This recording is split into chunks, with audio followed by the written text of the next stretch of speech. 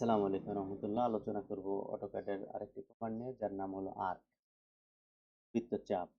Keyboard থেকে লিখে enter চাপ দিলে আর্ক কমান্ড চালু হয়ে যাবে।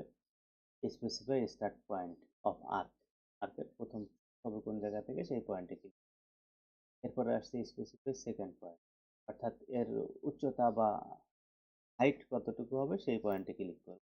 এরপরে লেখা উঠে আছে স্পেসিফাই এন্ড পয়েন্ট, অর্থাৎ শেষ হবে কোথায় সেখানে যেয়ে ক্লিক করলে আমার একটা আর্ক তৈরি হয়ে যাবে।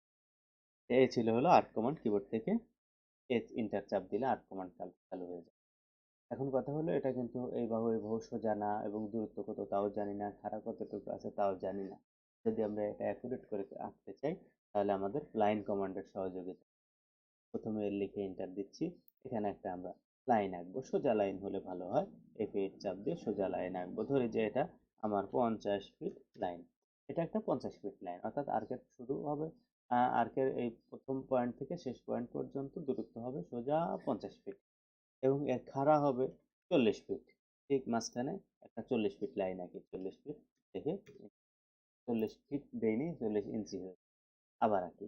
এল এন্টার, উপরের দিকে লিখলাম 40, লিখলাম ফিট, লিখলাম এন্টার, এন্টার চাপ দিচ্ছি 40 ফিটে। এখন আমি এখানে আর্ক আঁকবো। এ লিখে এন্টার, সর্বোচ্চ পয়েন্ট শেষ পয়েন্ট, মাঝের এগুলো এখন আমার দরকার নেই, তো আগেরটাও ডিলিট করে দিই।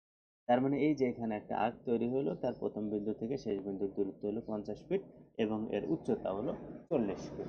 এটা হলো আর্ক।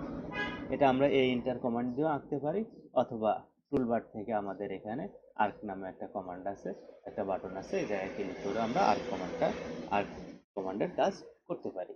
এই ছিল আমাদের আর্কের কাজ। ধন্যবাদ সবাইকে। আল্লাহ হাফিজ।